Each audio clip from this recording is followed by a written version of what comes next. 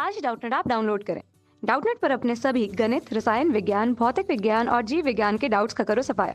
बस प्रश्न की फोटो खींचो, एक ही प्रश्न को क्रॉप करो और तुरंत वीडियो सोल्यूशन पाओ। अभी डाउनलोड करें। प्रश्न है कि मीटर पैमाने द्वारा दो छड़ों की जो लंबाइयाँ हमें दी है वह है क्रमशः 50 सेमी तथा 10 सेमी नापी गई। तो मीटर पैमाने का अल्पतमांक 1 मिलीमीटर है। तो दोनों नापों में से किसको अधिक परिशुद्ध माना जाएगा और क्यों? तो आइए हल करते हैं इस प्रश्न को। सबसे पहले हमें जो छड़ों की लंबाइयाँ दी गई है वह 50 सेमी तथा 10 सेमी है। मैं इनको मिलीमीटर में लिखूंगा तो 500 मिलीमीटर,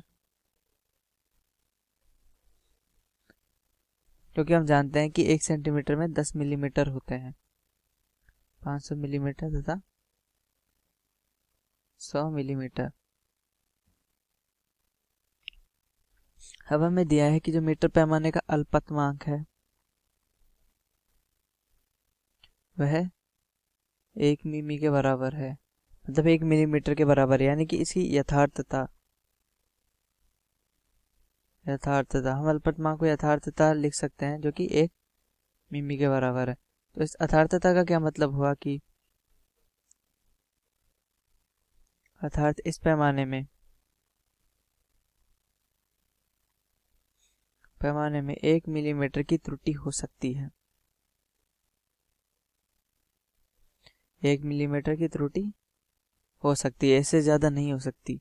जब हमें प्रश्न में अल्पतमांक किसी भी पैमाने का दिया होता है तो उस अल्पतमांक से हम यह निष्कर्ष निकालते हैं कि उस पैमाने में उस अल्पतमांक जितनी ही त्रुटि हो सकती है, कम से कम त्रुटि। वैसे तो इससे ज़्यादा भी हो सकती है, पर यदि हम कम से कम लेके चले तो अल्पतमांक जितनी त्रुटि तो होगी ही होगी, इतनी त्रुटि तो होगी। तो अब हमें देखना है कि 50 सेंटीमीटर वाली शुद्ध है या फिर 10 सेंटीमीटर वाली ज़्यादा शुद्ध है। तो इसके लिए हम आसानी से देख सकते हैं कि जो डेल्टा एल है, यानी कि डेल्टा एल जो त्रुटि लिखते हैं वह 1 मिलीमीटर है। मैं एक काम करता हूँ, इसको भी मिलीमीटर लिख लेता हूँ ताकि कंफ्यूजन ना हो। मिमी तो 1 मिलीमीटर इसकी लंबाई में परिवर्तन है जो कि निरपेक्ष त्रुटि है। तो अब हम इसके लिए सापेक्ष त्रुटि निकालेंगे, यह जांचने के लिए कि अधिक परिशुद्ध है या नहीं। कभी भी अगर किसी पैमाने को अधिक परिशुद्ध हमें नापना है तो इसके लिए सापेक्ष त्रुटि का प्रयोग किया जाता है। सापेक्ष त्रुटि होती है डेल्टा एल बाई एल, यानी कि लंबाई में त्रुटि बटा लंबाई।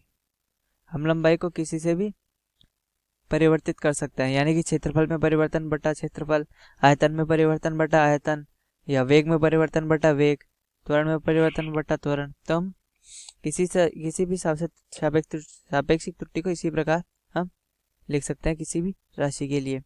अब सबसे पहले देखते हैं कि 500 मिलीमीटर के लिए कितनी होगी। 500 मिमी के लिए जो कि है 1 मिलीमीटर बटा 500 मिलीमीटर। मिलीमीटर से मिलीमीटर कट जाएगा तो हम देख सकते हैं कि सापेक्ष त्रुटि विमाहीन राशि है। तो यह आ जाएगा 2 गुणा 10⁻³ अगर तो इसकी सापेक्ष त्रुटि आ गई 2 गुणा 10⁻³ यदि प्रतिशत में देखें तो इसके लिए हमें सापेक्ष त्रुटि को 100 से गुणा करना होगा,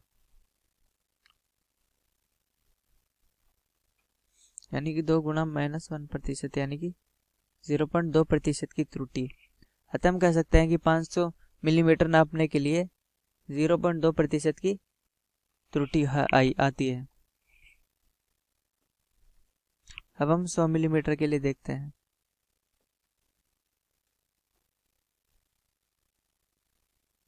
के लिए जो सापेक्ष त्रुटि लिखी जाएगी 1/100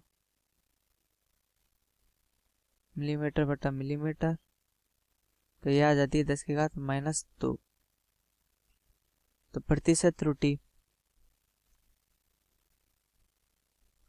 जो निकल कर आती है 10 की घात -2 गुणा 100, यानी कि 1%।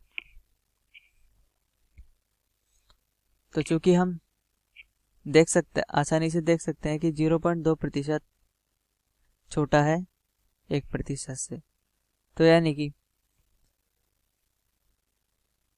500 मिमी की त्रुटि कम है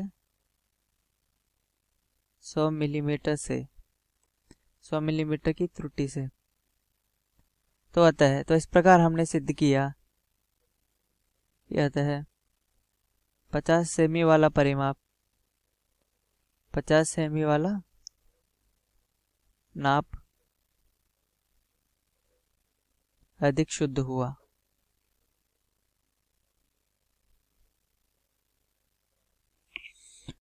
कक्षा 6वीं से 12वीं से लेकर नीट, IIT, जेई वो एडवांस के लेवल तक 1 करोड़ से ज्यादा छात्रों का भरोसा। आज ही डाउनलोड करें डाउटनेट ऐप या व्हाट्सएप करें अपने सारे डाउट्स 8400 400 400 पर।